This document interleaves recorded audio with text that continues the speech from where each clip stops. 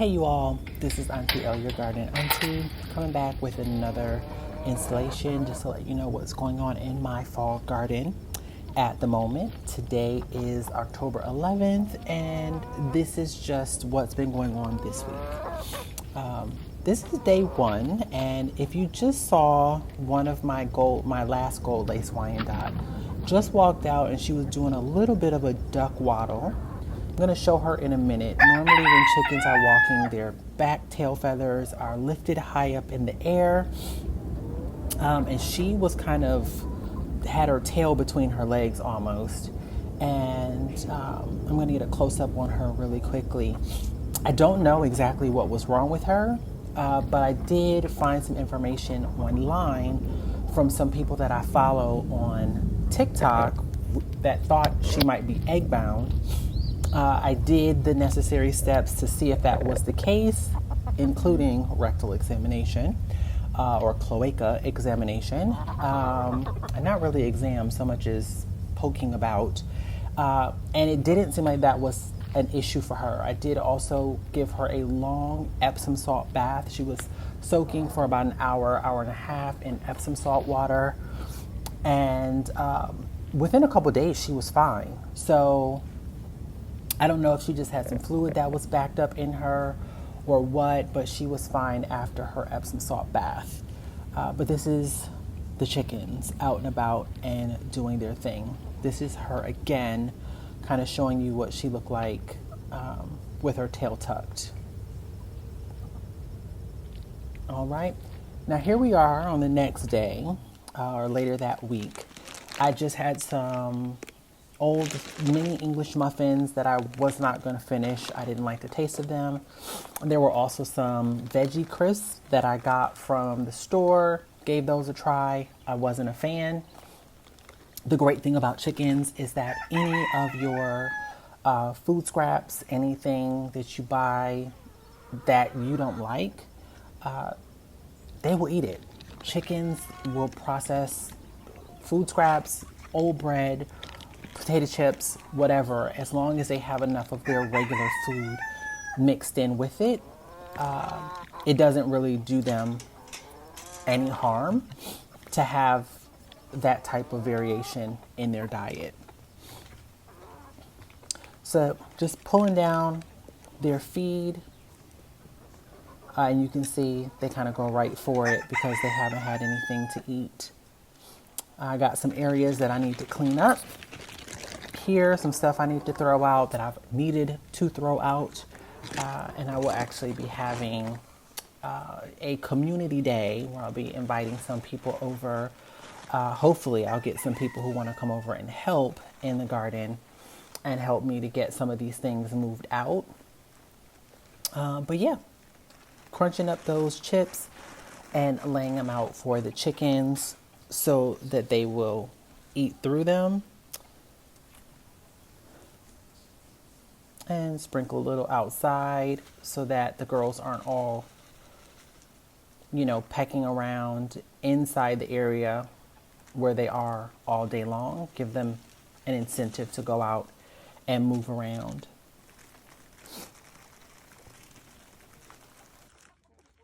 So we're just going to let the girls continue to peck through those chips and through their feed. You can see the gold lace Wyandotte there at the feeder. You'll see in a couple minutes. She still has her tail tucked just a little bit, but she's definitely doing much better. And now at the end of the week, she's doing quite a bit better. She looks like just all the other girls. One of the English muffins wasn't quite broken up, so I went ahead and broke that up for them to make it easier for them to get to. I do like to feed the chickens early in the day, like as soon as I get home from work, so that way they are done pecking through everything before night falls. It does helps to keep rodents and pests away. And I also have that feeder on a wire that has a bungee cord hanging from the roof, and I pull that up in the evenings to keep rodents and other critters out and from feeding on the chicken feed. So we're just going to crumble up more of those English muffins. As you can see, I've got a lot of things that I need to kind of get rid of. Those corrugated plastic roofing pieces, I am actually going to take them and line one of the walls of the chicken area back where they roost at, just to keep the wind off of them a little bit better in the wintertime. And then the rest of that stuff, that was their old coop where they used to lay their eggs at. I'm going to get rid of all of that in the coming weeks. And as I stated before, I'm going to be having a community day. Hopefully I'll get a couple of volunteers who want to come by to help out with moving some of that stuff out, as well as doing some weeding and planting and just kind of having a time where we talk about what our fall garden plans are. I'd like to try to do that once a month. So I've pulled their feed up now because I want them to focus on the things that I've thrown out. And then this is feed that I soak for them overnight, in addition to food scraps. So there's kitchen scraps in there. It looks like that might have some old oatmeal or grits or rice, in addition to a couple of cups of their regular chicken scratch that I put in that container and bring in the house and soak with water. Soaking your chicken's feed is a great way to aid in the digestion, because it makes it so they don't have to drink as much water as well. But it just makes it easier for them to crush in their gizzard when you give them their grit and their pellets that they use to grind up their food in their crop and their gizzard.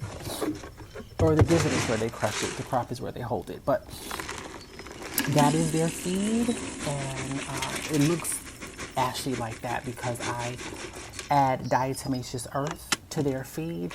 It does two things. One, it helps them internally, like with deworming them and just lowering parasite load in your birds. But it also keeps ants out of your chicken feed. So if you have chicken feed that you're keeping outside, you know that you will get ants in that feed, and diatomaceous earth will keep the ants out of your chicken feed. This is some rabbit pellets, alfalfa pellets, that we're going to go over and give to the rabbit. She's been kind of hanging out outside more so than going in with the chickens in the evenings. So she's had free reign to nibble at any of the twigs and sticks and anything that I've thrown out there. But I do like to make sure that she has access to some pellets and things like that as well. I'm going to get everything closed up. Put the tarp back over the top, and then I just keep a piece of 2x4 laid on top of the tarp to keep it in place when it rains or it gets windy out here.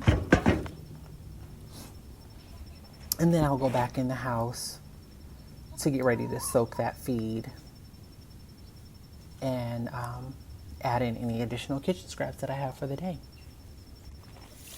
And so here we are, just adding the water to the feed in that bucket. And later that day, I had a banana. Add that to the bucket with any food scraps. You know how your mom used to say, I knew y'all was up to something because you was too quiet? Just, baby, I just woke up really quickly. The chickens are already outside because I don't hear Half the chickens. the girls are already out here. And I know, and if any of you have pets I or forgot kids, to close, you know, to when lock you're a the little too gate quiet, last night. something's going on. It came Baby, they outside done ran and out said here. I forgot to close the And gate they already started with to their their area, and they've already come outside on their own. I don't Well, like for my chickens to be lesson out learned. if I don't know that they're out, and I certainly don't want them to be out if I'm not at home. So this is certainly on me. A dog could have gotten into my backyard, a hawk could have flown in, any number of issues could have come up. So that blame is on me.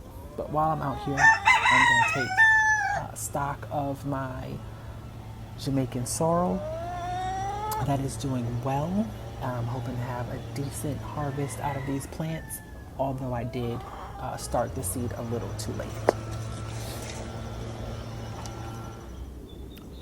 Now we have some green onions that I bought at the grocery store.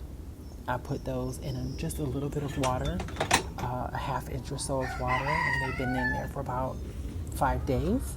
And we're gonna go and plant those out in the yard. Here we go. So this is the bed where I have some cabbages in that front row and some kale in the back row. And I have a celery that I bought from the grocery store that I got some roots to grow on it. And I planted that out into the yard, as well as a full-size onion that I left the bottom on it and planted that out once it had roots on it. Both of those are doing really well. And we're gonna go ahead and plant out these green onions. Green onions, celery, they're so easy to regrow and resprout, and the fall is the perfect time to do it because onions need to go through a winter period before they will turn into bulbs. But even if you never get bulbs out of these onions, you're able to collect and harvest green onions from them all winter long. So I'm really excited about that. You'll also notice in next week's update that I've actually gone back through and planted some radishes as well as some beets in between the kale and the cabbages. And that row in between has beets in it now. They haven't come up yet. I just started the seed a few days ago. And then behind the kale in that back row, I actually started some peas and some radishes. And the great thing about radishes is that they are up and ready to go, ready to be pulled back out in about 30 to 45 days. So planting them at the sort of beginning to middle of October, those radishes will be ready to come out by December 1st. Mostly though, I grow the radishes as salad filler. So I use the radish leaves in salads, and also I will pick a few radish leaves here and there to feed to the chickens and to feed the rabbits, so they have some fresh greens in the fall and in the winter. But we're just gonna go ahead and use our dibbler to poke holes and pop those scallions, those green onions down in there. And they'll take root in no time. We'll keep that well watered over the next week or so and let those take off.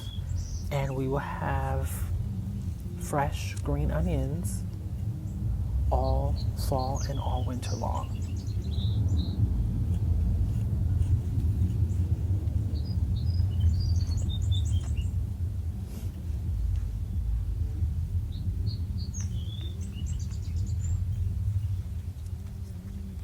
And so yeah, I'm gonna come back through and weed, get some of those weeds that have started to poke up, get those out of there before they take too much of a hold in that space.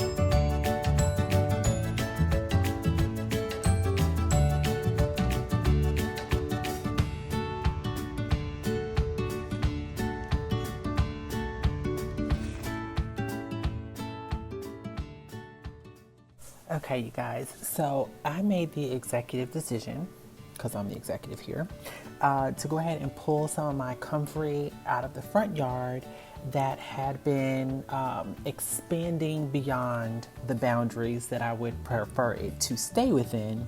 And I'm gonna move that comfrey back here to the backyard. This is gonna provide some nutrients for the tree, as well as a bit of forage for the chickens. Comfrey is an accumulator.